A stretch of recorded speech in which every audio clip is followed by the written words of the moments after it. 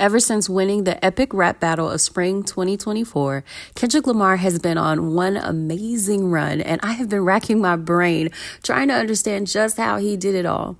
I've learned a lot from the moves he's made recently, and I think I may just have uncovered one of his secrets to this success. So settle in, grab your favorite snack or drink, and let's get into it. And I promise by the end, you will feel refreshed and inspired. Kendrick Lamar is a famous rapper and producer who's known for his unique lyricism and innovative creativity. He's won 22 Grammys, the most for any rapper in history, an Emmy, multiple Billboard, AMA, and BET awards, and he has even won a Pulitzer Prize for his fourth album titled Damn. Kendrick was born in June 1987 in Compton, California. His parents relocated there from Chicago in the 80s. His debut album, Section 80, is in fact a nod to his family's experiences with housing assistance, as well as a reflection of the societal issues faced by those born in the 1980s. Growing up, Kendrick had a stutter, which he actually credits for steering him towards poetry and music as a way to freely express his thoughts and feelings. Another influence on his music is the late, great rapper Tupac Shakur, who is also my personal favorite rapper of all time. Kendrick has even once recalled seeing Tupac record the music video for California Love in his neighborhood and how excited he was to see it. The story of seeing Dr. Dre and Tupac filming the California Love video and how that moment influenced your life. Definitely. I was around 8 years old. They were shooting a video in my neighborhood in Compton. My father seen him, went 2 blocks down, got me. By the time he got me, everybody was out there. It was like pandemonium, you know. He put me on his shoulders, and there he was, Dr. Dre and Tupac right there. And I think it was a white Bentley. Yep, they were shooting a video. And that moment right there, whether I know it or not, subconsciously, I think it, you know, eventually branched me off to what I'm doing now. You know, it was already designed in destiny. 15 years later, I meet Dr. Dre, and I explained that story to him when I seen him, and he remembered that exact same moment. Wow. And remember them kids that was out there. And I said, Dre, I was one of them kids that was there, you know, so it's a crazy feeling. That's a trip. Yes, sir. Tupac will continue to have a very profound effect on Kendrick and his career. And in fact, in his third album, To Pimp a Butterfly, Kendrick featured a posthumous interview with Tupac on his song called Mortal Man. He used excerpts from a 1994 radio interview. And in one part of their composed exchange, Kendrick asked Tupac how he was able to maintain his sanity. And Pac answered, you know, by my faith in God, by my faith in the game, and by my faith in all good things come to those who stay true. I got that opportunity, and I give love and I give thanks to his mother, you know, for allowing me to use her song vocals in a positive light, you know, because a rapper could do anything. They can butcher them and make it the worst thing ever, but I want to continue his message through that, and I thank her for that, for allowing me to do that. And you always had a close connection to Pac. You felt like a couple times in your career, Pac has blessed you and touched you. And I remember you talk about this memory of being a kid and watching him film To Live and Die in L.A. Trip. To Live and Die in L.A. No. California Love, the first video. Okay. Trip. I just went back to that same Compton swap meet, jumped on the roof of the Compton swap meet and shot King Kunta there. You feel me? And all them kids was out looking, and a good friend of mine say, you was one of them kids looking at Pac when he was up here doing it. Now they looking at you, and it blew me away. Tripped me out. 15 years later, man, I'm doing that same thing Pac was doing. And we here. Right in Compton, man. And we here. It's just a beautiful thing. Cool. Cool moment for Kendrick, cool moment for hip hop. And as a matter of fact, To Pimp a Butterfly was a very cool album. It was released in 2015. It achieved both commercial and critical acclaim. It earned Kendrick 11 Grammy nominations, 5 Grammy wins, and immediate public adoration. The album has been praised for its exploration of materialism, oppression, and self-love, all to the accompaniment of bright lyrics and a musical blend of jazz, funk, and hip hop. But it's not to be outdone by Kendrick's second album before it, however, because Good Kid, Mad City was a game changer. It was released in 2012, and this was Kendrick's first major label release. It debuted number 2 on the US Billboard 200, and it has remained on that list for 12 years, 12 whole years. It is the longest charting hip hop album in history. And the funny thing about both Good Kid, Mad City and To Pimp a Butterfly is that fans argue which was the better album between the two of them. Or at least they did until Damn dropped in 2017. Damn is the album that won Kendrick Lamar 5 Grammys as well, and the Pulitzer Prize, marking the first time the award would go to a non-classical or jazz recording in the history of that award. Now, the Damn album explores inequality and duality, and again invoked very vivid lyrics and production. The album's most impactful song is Humble. It went platinum like 10 times, achieved double diamond status, and has over 2 billion streams on Spotify. It also marks the first #1 hit for Kendrick Lamar. Now, what has always personally compelled me to Kendrick's music is the way he lightly provokes both the mind and the soul with his presentation. He always seems to want his audience to think about what he's saying and to consider their own morality while doing so. And he also seems like he's constantly on his own path of evolution, and he never shies from exploring that right in front of us. And this could not be more apparent than with his 5th album, Mr. Morale and the Big Steppers. This album was released in 2022, and it was the most streamed album on Spotify that year and later became certified platinum. The tour for Mr. Morale and the Big Steppers became the highest grossing tour for a rapper in history at that time, earning $110.9 million in revenue. Now, while the album did achieve commercial success, there were some who argued that they couldn't connect to its production. The themes of generational trauma, infidelity, and mental health were too heavy for some listeners, but frankly, that's exactly what drew me to it and millions of others to it as well. And that's what made it unique, and that's what makes Kendrick special. He isn't afraid to break boundaries and go beyond conventional ideas of hip hop or even music as a whole. One of the songs on the album, titled Mirror, Kendrick examines his own obligation to celebrity and to the legacy of being a leader in hip hop. And it sounded like he might be saying goodbye to his audience for a while. When I read these lyrics and when I listen to this song, it really sounds like he's kind of at a moment where he needs a break. Sorry I didn't save the world, my friend. I was too busy building mine again. I choose me, I'm sorry. I choose me, I'm sorry. I choose me, I'm sorry. I choose me, I'm sorry. I choose me, I'm sorry. And yeah, it sounds like you need a break, Kendrick, and go ahead and take it, man, because you've earned it. And indeed, it would be a couple of years before we would hear from Kendrick Lamar again. All right, now it has to be said that whenever Kendrick pops back on the scene, he makes a splash. Like, he comes back, he comes in hot, and his verse on the 2024 release song called Like That was no exception to this, okay? He starts off on his verse, wasting absolutely no time. And let's get into these bars, baby, because I am in love with these bars. These talking out they necks, don't pull no coffin out of your mouth. I'm way too paranoid for a threat. Hey, let's get it, bro. D.O.T., the money, power, respect. That last one is better. Say it's a lot of goofies with a check. I mean, I hope them sentiments symbolic. My temperament bipolar. I choose violence. Okay, let's get it up. It's time for him to prove that he's a problem. And clicking up, but they can't be legit. No 40 water, tell him. Now, who could we be talking about, Kendrick? Who's clicking up? Who's talking out of their necks? I mean, who are the goofies with a check? I mean, tell the room. Let us know. Who could you be talking about?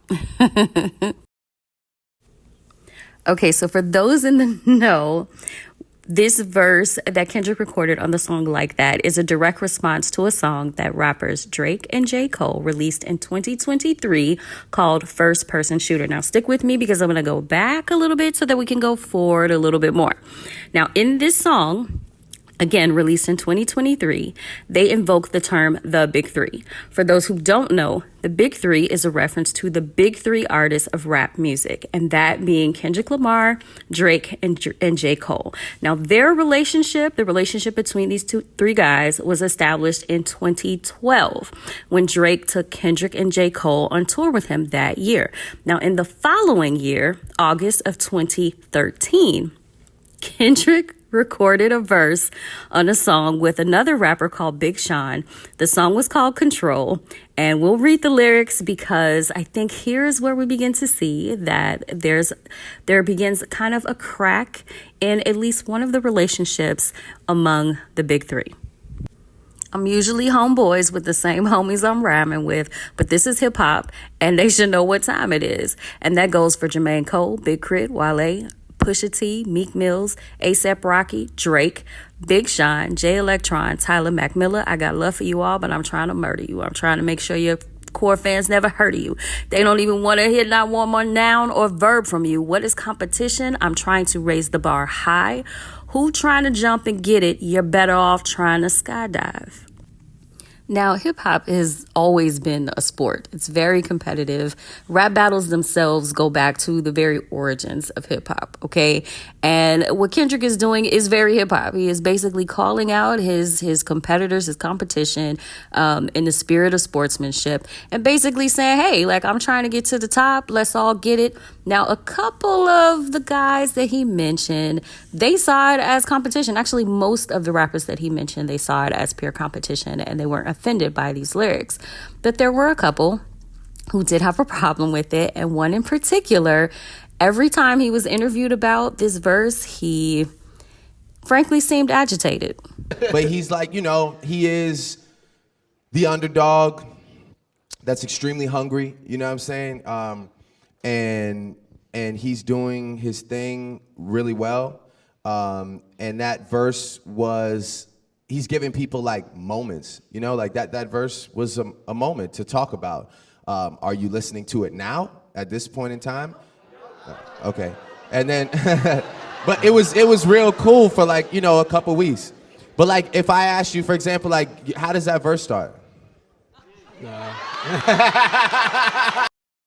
Now, this is really funny in retrospect, and actually everything is funnier in retrospect, but Drake is clearly trying to downplay the impact of the Control verse. And even at the time, it clearly was impactful because, again, he kept being asked about it in interviews, and he just always seemed agitated. And now when you look back, it's clearly where some of their friction started. So while Drake would give interviews seeming to be kind of annoyed and downplaying the impact of the verse, Kendrick would have a different response. Was that like a move, a chess move, where you knew you would get that response by saying you're the king of New York and saying other MCs' names to bait them out and really set this hip-hop thing on fire, or were you just doing what Kendrick does? I didn't think that was a big of a deal when I wrote the rhyme. You know, a diss record is a diss record where, you know, you say something negative, lately saying something negative about somebody. But I feel as though hip hop hasn't been, I guess it hasn't been competitive in so long. They take lines like that as a diss record. People are hypersensitive. Yeah. They kind of sensationalize the whole thing, but you know, it is what it is. So while Drake seemed annoyed by the verse in interviews, Kendrick seemed to view it as competition in interviews. Because in his music, it's kind of on his mind there too. And in October of 2013, that same year, that fall, Kendrick performed in a BET cypher, and it is very clear, at least in some of it, was a shot at Drake, in my very humble and my very accurate opinion. You either corny or an opportunist. I let you eat, now go back to church and steal breakfast at communion. What are we doing? I'm about to crack the Da Vinci Code. Yeah, and nothing been the same since they dropped Control and tucked the sense of the rapper back in his pajama clothes. Ha ha, joke's on you, high five. I'm bulletproof, your shots will never penetrate. Pin a tail on a donkey, boy, you been a fake. I mean, it could not be more obvious that he's talking about Drake, at least in some of it. This is only a snippet. It's not his whole cipher, but clearly these are shots at Drake, in my opinion. And so it's very interesting when you look back on these interviews, how Drake, again, seems agitated in his interviews while Kendrick is not, and he keeps all of his comments to the music.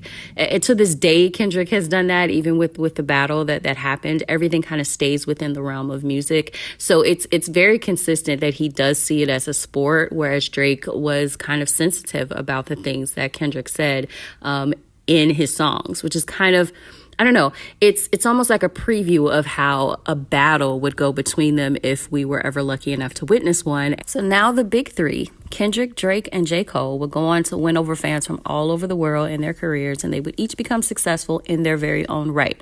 Kendrick was known for his lyricism, vulnerability, and presentation. Drake was known for catchy rhymes and, frankly, just being an overall hit maker. J. Cole was known for his strength of narrative, introspection, and melody. And while J. Cole was always like kind of the more peaceful guy in the group, Drake and Kendrick would continue to throw disses at each other occasionally in their music for over the next 10 years. And now that we've covered a bit of that history, we can go back to the year 2023, again, where Drake and J. Cole teamed up on their duet, First Person Shooter. This song was released again in October of that year, and then the two rappers, they went on tour in January of 2024. Now, in this song, J. Cole says, "Love it when they argue the hardest MC. Is it K. Dot? Is it Aubrey or me? We the big three like we started a league, but right now I feel like Muhammad Ali." The very last line in this bar is very important because J. Cole says, "The Spider-Man meme is me looking at Drake." Now, there are a couple of Spider-Man memes. One is just two Spider-Men pointing at each other. The other one is three. Okay? And it is rumored that Kendrick was invited to be on this song, but he declined.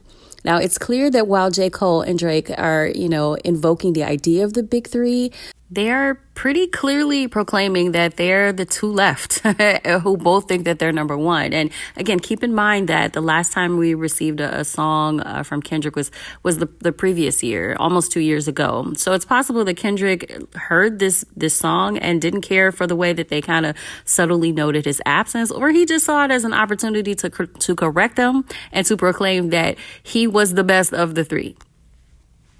And like that, gave him an opportunity to do just that. He references the song First Person Shooter, like literally by title in this verse. And at the end of this particular clip, he basically says, "F the big three, because it's just big me." Like That was a song on a collaboration album between Future, rapper Future from Atlanta, and Metro Boomin, who is an extraordinary producer. And the album was called We Don't Trust You. Now, this entire album is like a giant diss to Drake. So both Future and Metro Boomin have worked with Drake in the past, and clearly they were not feeling him around this time either. So the synergy for people to get together to come against Drake in the spring of 2024 was off the charts, let's just say. But when Like That dropped, it was incredibly popular, instantly popular. A trap style song that features really rich percussions, and frankly just made you want to dance like instantly. It debuted number one on Billboard Hot 100, and it garnered like 60 million streams. Like, this song was everywhere, and like people were talking about Kendrick's verse. Pick it up, kitty. Yeah, they put it on the floor. Say it with your chest, little ass Nick. No. Yeah, call me Teddy Roosevelt, bro. We busting monopolies around here, bro. Y'all coming together like the superpowers. What's this? Huh? Oh, you think you DX? Well, here comes The Rock, nigga. Here comes Stone Cold, nigga. What is you talking about, bro? Throw Kendrick a beer. I bet you he'll catch it, nigga. I'm not mad about it. Some people could think that if you're naming your top three big rappers, it would be Drake, it would be Kendrick, it would be J. Cole. This has been a conversation since like the early 2010s, I feel like. This is nothing new. But Kendrick said, don't even include me in none of those shenanigans. I'm not interested in that. And I love that he's staying on business in this way. Yeah, so basically the song was unavoidable, which meant that J. Cole and Drake both had to respond. I mean, this is hip hop. You can't just walk around claiming you're the best and then ignore a challenge from a formidable opponent who comes straight at your head. Okay, now did they have to respond in like separate diss tracks of their own? No, not necessarily. But that is exactly what happened. Now, J. Cole was the first to respond on a diss track that he released with his anticipated mixtape called Might Delete Later. In the diss track called 7 Minute Drill, J. Cole basically said Kendrick took too much time to write his songs. He hasn't released enough material, and that what he has released wasn't all that. Yikes. He didn't even sound like he believed it, like, to be honest. And that much would be proven 2 days later when he apologized for making the diss track. That has never happened in hip hop history before, okay? I hope it never happens again, because if you know you don't want to diss somebody, then just don't step into the ring. J. Cole really seems like a very kind individual. He retracted his insults about Kendrick's discography, and then later he had the track deleted from all streaming platforms. And honestly, at the time, I think people were really, really disappointed because they wanted to see a battle between Kendrick and J. Cole, because they're both amazing lyricists. But after the battle kind of started to form between Kendrick and Drake shortly after, people understood why J. Cole kind of stepped out, because it got pretty personal and it just didn't seem like something that J. Cole would really be interested in. Now, he has since kind of, released certain songs to talk about his feelings about the battle itself, but I still think that he's working it out. So I'm going to let him work it out, and I'm going to move forward to talk about the battle between Kendrick and Drake, because that's the main event. J. Cole, I still got love for you. You're still one of the greatest lyricists of all time, in my opinion, but maybe rap battles for you, maybe not so right now. And that's okay, brother. We do what we do. You stuck to who you are, and at the end of the day, that's really the best thing for everybody. Now, I'm not going to lie, this put extra pressure on Drake. Not that he had to reply right away. I mean, he was just like finishing up a tour, but he had to reply. Everybody expected him to, and why not? I mean, this is exactly what the disses between Kendrick and Drake have been leading up to for a decade. Like, people were salivating. We never thought we would see this day actually come, but we were happy to see it come. We were happy that it was here, because it had been brewing between them for so long. And again, this is hip hop. It's a sport of dominance. Like, they needed to work this out of their systems. And frankly, the audience, we needed to see it. It's not about two guys beating up on each other. But again, it's about pushing the limits of creativity within the framework of competition itself. That's what I was looking forward to anyway. And if we're being real about it, while people say, oh, Kendrick was fishing for this fight, Drake knew that he was going to have to step into some sort of challenge between him, J. Cole, Kendrick. He knew that it was coming, and here's my proof. I'm excited that the decade's about to turn, and we're gonna see who can, who can go that extra stretch, because it is really, I think for all three of us, it is the time to see who can transcend the generations, much like Jay did, or much like Wayne did after the Hot Boys days, going into like Show Me What You Got freestyle, when he just completely switched up and was like, so absolutely. I think that year is coming up for all three of us, where it's time to see, are we capable of, another 5-year run. So you see, Drake knew, Kendrick knew, J. Cole knew. At some point, all of these guys knew that they would be in direct competition with each other, either two of them or three of them. And we all knew, because we were all watching this go down. So let's get into a brief summary of the battle itself. Now, Drake replied with 2 diss tracks on April 19, 2024. And unfortunately, there were 2 problems with these songs. Now, I have to say that Push-Ups was a really good diss track. It gave us classic Drake style. He addressed Kendrick. He addressed several other rappers who were taking shots at him, like Future and Metro Boomin. It was a good opener. It had consistent lyrics and a decent beat. Drake insulted Kendrick's height, as seen here by the artwork for the album itself. He criticized his hypocrisy in dismissing mainstream music, and told Kendrick to drop down and give him 50 push-ups, since Kendrick recently posted a video of himself exercising in a park. The problem with this song, though, was the rollout. This song floated online for days before Drake claimed it. I think it was initially released by a DJ named Academics, who is a popular in hip-hop media. And so you really just didn't know at first if it was Drake's song, if it was AI. I mean, there was a whole debate online, and it just was really weird. And then once Drake did release it, he changed some of the lyrics and the beat was altered. So it just really didn't seem like a strong start for him to be coming right out of the gate with the battle. Now, on the same day that Drake released Push Ups, he also released a second diss called Tailor Made Freestyle. In this diss track, he claims that Kendrick can't release his own disses because he doesn't want to be overshadowed by the recent release of Taylor Swift's latest album. And that's pretty clever. But what wasn't so clever was Drake's use of AI-generated vocals to put his words in the mouths of rappers Tupac and Snoop Dogg. Drake. Using AI in a battle that should be between two people heads up is corny in and of itself, but then using Tupac and Snoop's voice without permission is disrespectful. And I really don't care who disagrees with that. Like, it's not fun or funny. You know, Drake is the man of a million accents, so he could have just easily imitated their voices if he wanted to, and it would have been far more effective and pretty cool. And I wish he had done that on this song, because the beat of this track, the melody, is like one of my favorites of the entire battle. I would still be listening to Tailor Made Freestyle to this day had he not used AI. I've already told you how much Kendrick loves Tupac. I've already told you how much I love Tupac. So anybody who shares our sentiments would think that this was disrespectful, including, I don't know, the entire West Coast. So just as a really bad move. And you want to know who else agreed with me and who I think agreed with Kendrick was the Tupac estate, because they would see it the same way and they would demand for Drake to take the record down. And he complied. Thank you. And, you know, I thought that he just saw this as fair play. You know, it's a battle. Like, you know, there really aren't any rules. And there really aren't rules.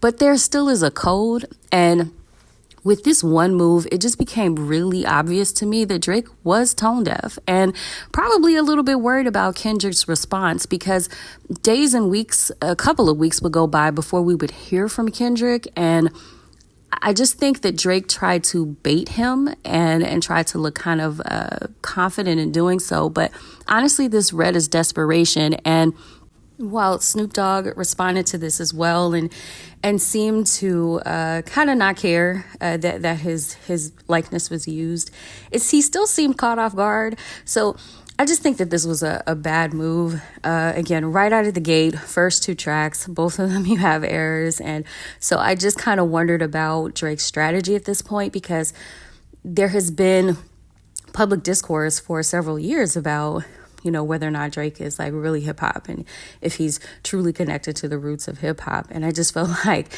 particularly the AI move kind of would give people who really felt that he was disconnected, it would kind of give that argument more meat. And this is, mind you, this is before Kendrick even responds with a diss track of his own. So it's kind of like I knew Kendrick was going to bring that up in his diss records. And you're kind of almost proving his point before he even makes the point.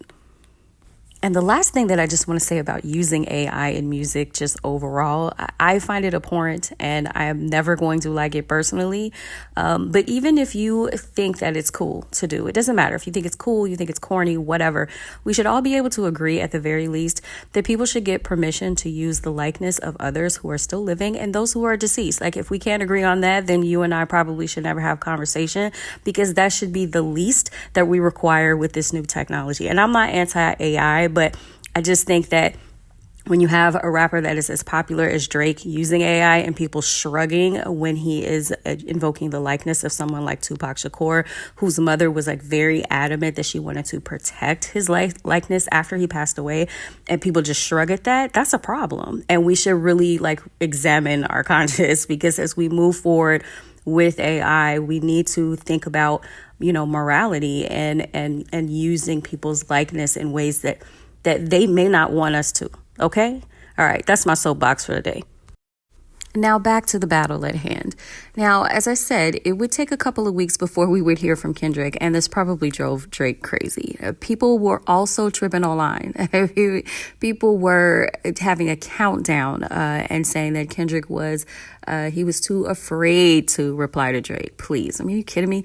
But it was cool because it was kind of funny and it was building up a suspense, and It seemed like Kendrick had everybody right where he wanted them. Now, I don't think he was sitting back and like laughing at everybody doubting him, but I do think he was in the lab like cooking up all of his responses. And I knew he was going to speak when he was ready to, and not a moment sooner, because that's how Kendrick rolls. Now, Drake, kind of in contrast to that, like a lot of his approach in past rap battles is like, you know, he is about, you know, he uses social media and frequency. He kind of always kind of stays in our face and stays responding. But, you know, now he was in a battle with like an analog player. So like, in my opinion, those sort of digital social media tactics really wouldn't play so well, you know, with Kendrick.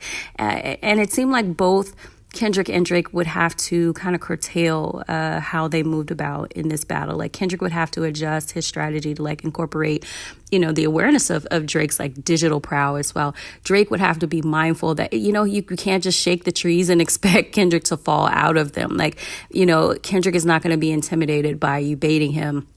And Drake is really, really savvy, you know, with social media, and he's very popular. So they would both have to kind of step up and into like the next evolution of their strategy game.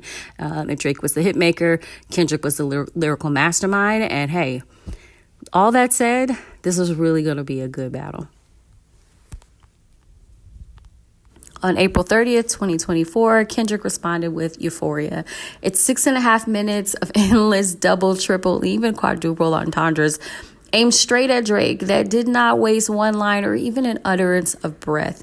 Kendrick is funny, focused, fierce on this track, and by waiting, you know, making us wait to hear his first response, he both created the anticipation for it, and then he exceeded our expectations. Euphoria is the quintessential diss track, in my opinion.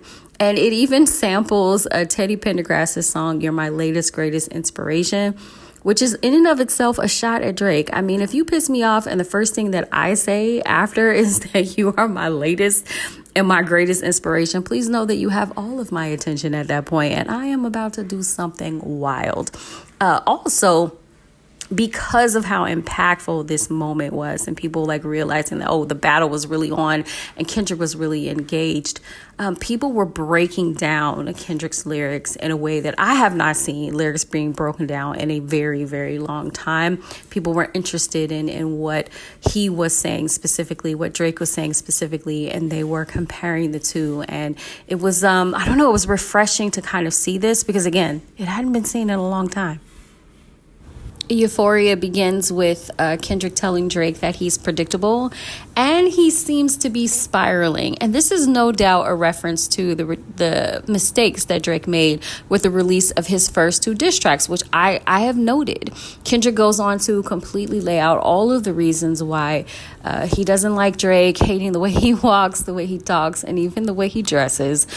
Kendrick calls Drake a bad father, a scam artist, and warns him to keep this battle a friendly fade, or he wouldn't be afraid to take things to a deeper level.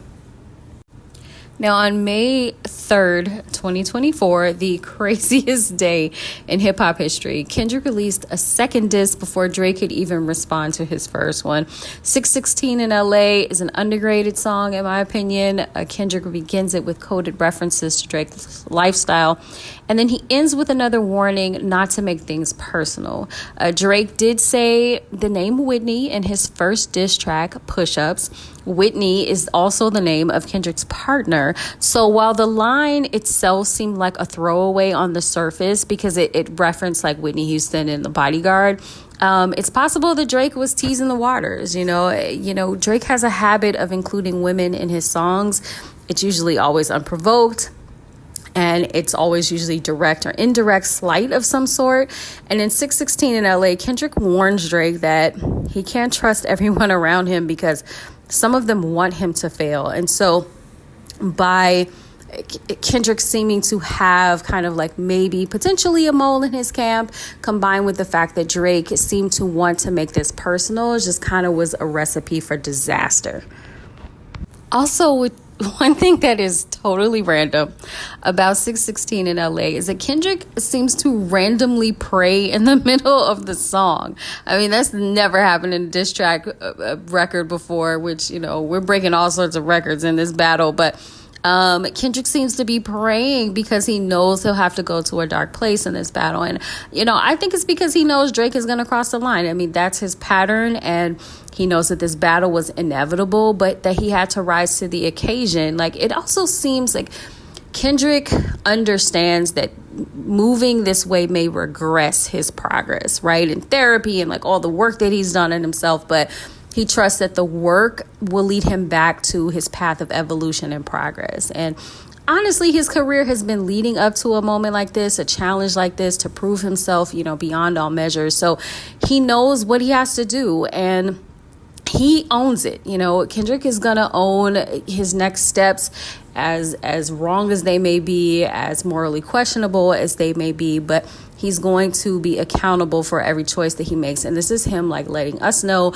letting Drake know, reminding himself that he owns his choices, and that's the point, because he already understands the level to which he's going to have to go to, because Drake is about to cross the line. So hours later, on that same day, May 3rd, 2024, again, the craziest day in hip hop, Drake would cross that line. He released Family Matters, and this was a diss that, this was Drake's absolute, hands down, best diss in the series, and maybe the best diss track he has ever given us, to be honest. He gave us a music video, 3 amazing beats, layered lyrics focusing on Kendrick and even several other rappers. Honestly, the middle of the song, which is to me the most impressive, he focuses on several other people, which is kind of a slight mistake, but it doesn't matter. I'm here for it.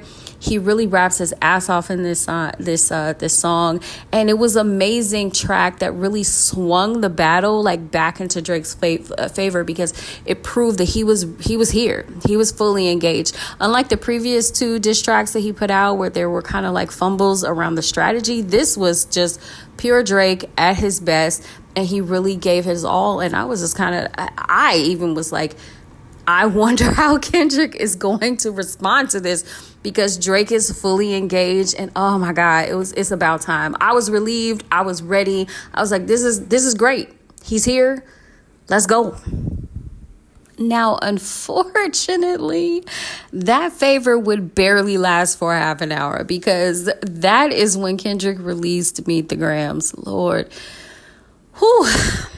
Now, Drake clearly crossed Kendrick's line in Family Matters, because he mentioned his family. And in fact, Drake said that Kendrick physically assaulted his partner, Whitney, the mother of his children, and said that she had an affair with Kendrick's business partner, Dave Free, resulting in the birth of a child that Kendrick is now raising, okay?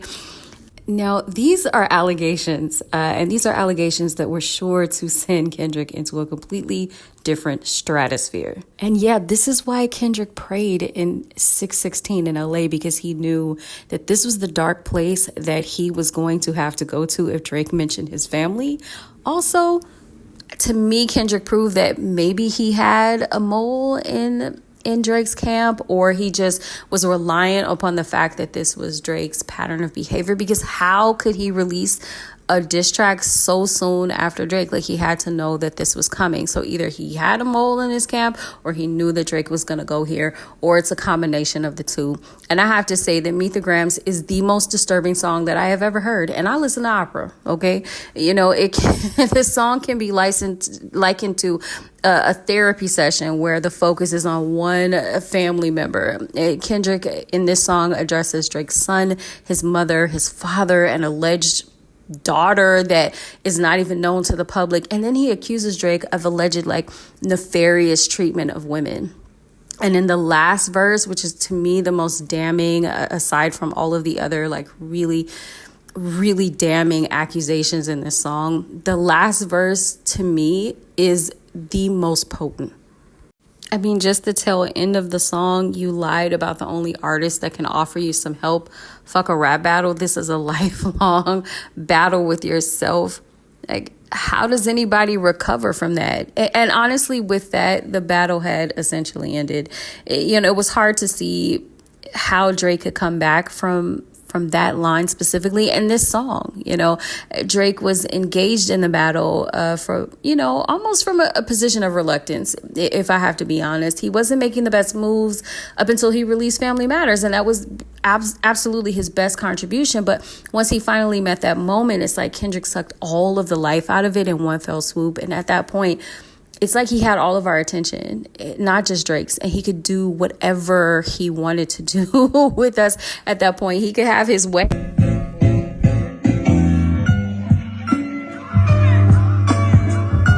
Just listen to the melody of the song itself. It never resolves. So you're left to feel uneasy through the entire listen, and that is intentional.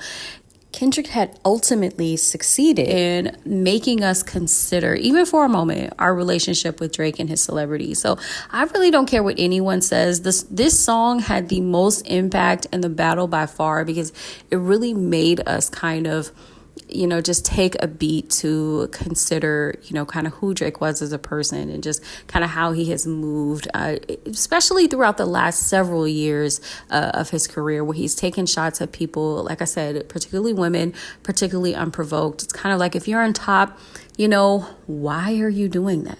So again, a mirror that we really couldn't avoid. And for that reason, just the timing of Kendrick's release of Meet the Grams, along with just the approach of the psychology of the song and the devastating words that he delivered, particularly for me personally in the last verse, there just was no coming back from that. I don't think that Drake was capable of returning fire in the same way that Kendrick had initiated fire in the song.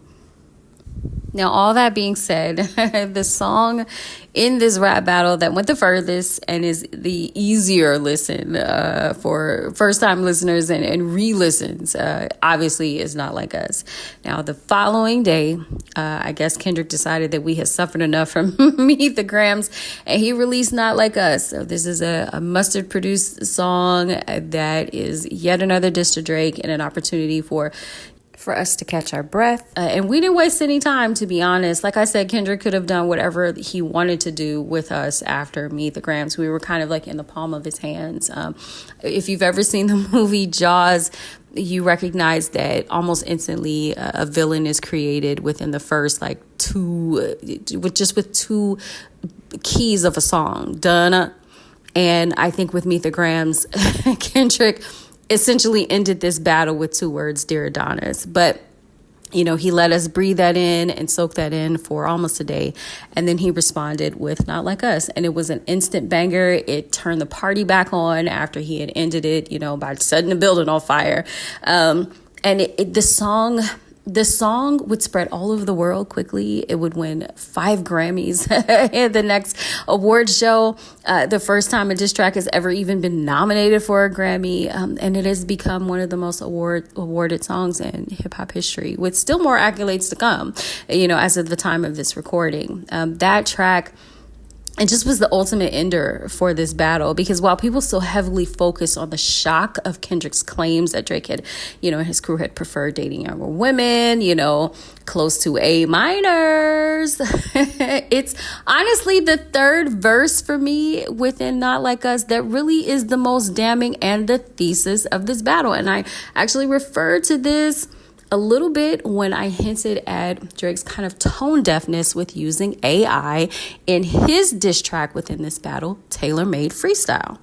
Now, this here is the third verse. Once upon a time, all of us was in chains. Homies still double down, calling us some slaves. Atlanta was the Mecca, building railroads and trains. Bear with me for a second. Let me put y'all on game. The settlers was using town folk to make them richer. Fast forward 24, you got the same agenda. I mean, Kendrick really capitalized on this moment, because in Family Matters, Drake kind of referenced that Kendrick was rapping like he was still, trying to free the slaves. And first of all, that's a good thing, because we want to free slaves. But second of all, why would you even frame it that way, especially if you're someone that is seen as, or has been argued to be, disconnected from culture? This was doing so was kind of a gift to Kendrick that honestly he didn't ask for. I mean, he still would have made the point, but you really helped him out by kind of, I don't know, giving the proof ahead of time. And then Kendrick went on to make the point and, you know, on a banging beat with dope lyrics, you know, after decimating, you know, Drake's character the day before.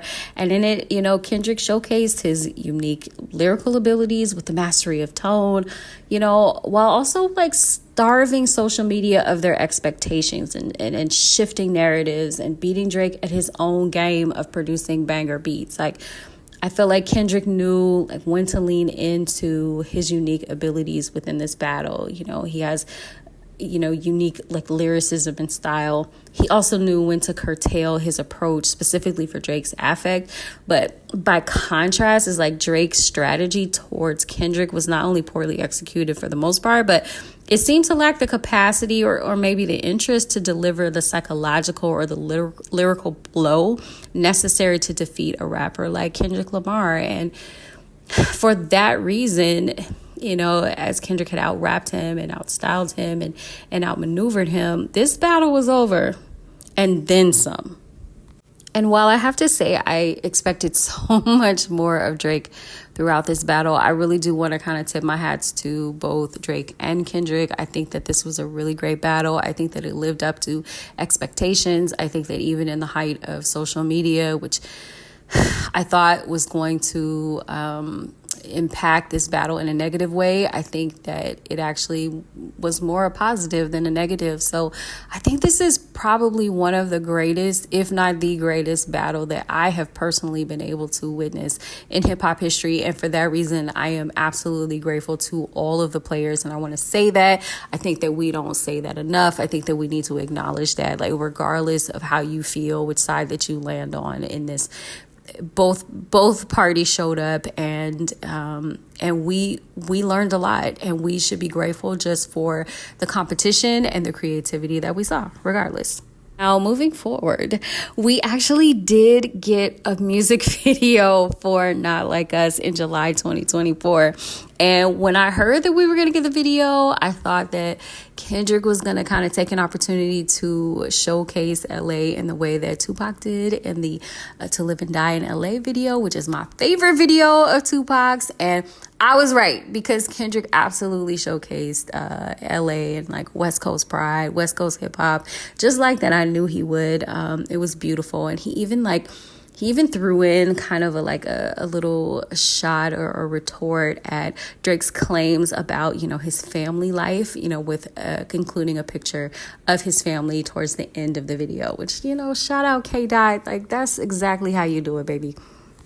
Now, a month before, in Juneteenth in 2024, Kendrick actually posted a pop-out concert featuring LA rappers and other notable people from LA's hip-hop world who maybe, you know, let's say, I don't know, had previous conflicts with one another. But the concert was held at the Forum in Inglewood, California, in front of 16,000 people who were mostly from California. This was a very important detail to the planning team. Is, again, this was a celebration of California, so they wanted to make sure that most of the people who were in the audience and in attendance were living in California or very deeply connected to California. This event was streamed on Amazon Prime and received about 20 million in combined streams, you know, after all was said and done. It also raised about $200,000 for LA-based charities. Not Like Us was performed 5 times. 5 times, okay, at this concert. And the audience shouted every single word, every single time it was performed. But I do want to say that this concert was really not about Drake or dissing Drake or the battle. I mean, it was a victory lap, but at this point, you know, Kendrick had won the battle, right? To the victor go the spoils, and he deserved to brag. But this concert was more about LA than anything. It was about LA hip hop, you know, Black community, hip hop culture, and it just was much bigger than Drake and a rap battle. Like, Not Like Us dominated the world, that entire summer and that fall. And that is an incredible accomplishment. And Kendrick deserved to kind of bask in that, but he also used it to kind of unite the community around him. And I think it was a beautiful thing to see. I mean, that concert was truly beautiful, and he gave us a gift, for that summer and kind of bleeding into the fall. And then in the fall, we got another gift. In November 2024, Kendrick dropped a brand new album that people had speculated but didn't necessarily know was coming. GNX, which is the title of the album, is a 12-track album.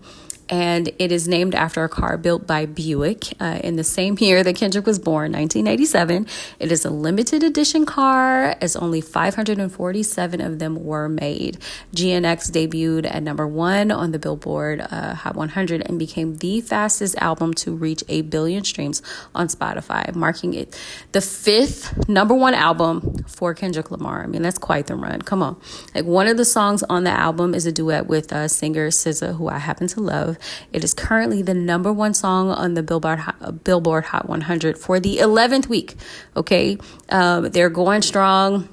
Doesn't show any sign of decreasing at this moment. The album also features other songs like TV Off and Dr. Blue, Squabble Up, and Hey Now. And these are songs that showcase Kendrick's unique lyrical style blended with West Coast production. Now, my favorite songs on this album are Man at the Garden, because I deserve it all. If you know, you know. It's a self-affirming account of Kendrick's career up until this point. Another song that I love is titled Reincarnated, and it's a song that explores all of Kendrick's past lives while invoking the spirit of Tupac in his vocals and in the musical production. And yeah, like, listen to that song, and that is how you invoke the spirit of Tupac. Drake. Okay, that is how you do it. If you're going to do it, that is the way to do it, not using AI generated vocals. Like, that is the way to invoke his spirit. And I don't think Kendrick was really thinking too much of Drake when he made this album, but I do think that is kind of his way of saying, like, if you're going to honor, or pay homage or even invoke, one of the leaders of this genre, like, this is kind of the appropriate way to do it, in my opinion. And I agree with Kendrick. No diss at Drake, but like, to me, that's how you do it. Rap battle or not. Okay. End of story. Kendrick proved his point. Kendrick proved my point. Thank you, Kendrick. End of discussion. Now, very shortly after, we would learn that Kendrick was set to perform at the 2025 Super Bowl halftime show. And I couldn't believe it. But I knew that he was going to tell a good story in his performance. And he did. He performed before a viewing audience of 130 million plus viewers and thousands of more in the crowd. And he told the story of his life and his career and the challenges that he's had throughout both. The performance that he gave was heavily debated and dissected online for well over a month afterward, because many people were expecting a halftime show full of hits. That's usually what a Super Bowl performance is. But what we received was an artful presentation about, nonconformity.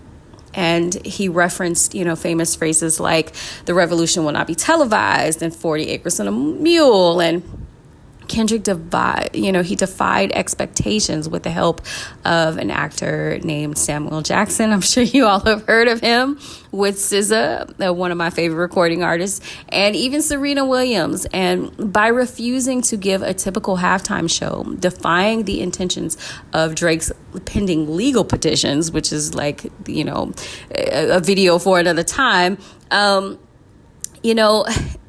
Kendrick, he stood by the impact of his artistic style, and he caused everyone to think a little deeper about what it means to use your voice sufficiently. He told a very specific story about his Black American experience, and somehow it became a universal discussion and a celebration that trended on social media platforms for months. It angered bigots, which is always a good thing, but it also provoked contrarians to their breaking point, which I gotta say, I also enjoy. Okay, I also enjoy. Another thing that Kendrick accomplished, and he actually did so in the rap battle as well, and I want to make this point. he made people think about lyricism again. You know, I'm an 80s, 90s music girly, and I've always loved true lyricism. And over the last years, I have to say that hip hop has not necessarily delivered in that aspect. Like, while that doesn't apply to every single artist, because I have my faves who absolutely continue to deliver on that front. Like, it's true on a general level that just the content of this particular genre, it lacked a balance. And I want to be clear, like, I'm for mindless club bangers, like they are needed on a level for sure, but I still want thoughtful bars along with them. And whenever there's an imbalance for a long period of time, I do believe that the universe finds a way to correct it. I'm just saying. High school today. I, up until today, taught at a very Drake-centric high school. Rich Baby Daddy is the most frequently requested song to put on my class playlist. If I ask students what they're listening to in their headphones, Drake. The week after the leak was a nightmare. But today I walk in and I can feel that there has been a tectonic shift. The second I walked into the building, I could hear the buzz. I could kind of overhear the conversations, and I was like, oh my God. This is a Kendrick school now. I polled my classes on what they thought, and they were ready to throw down for Kendrick. I had like one Drake defender in each class, if that. And honestly, I feel bad for those kids because they were getting screamed at. I had a kid walk into class, phone over his head, blasting BBL Drizzy. And then he went up to his friends and got them to freestyle on it. Like, excuse me? This was a Drake high school.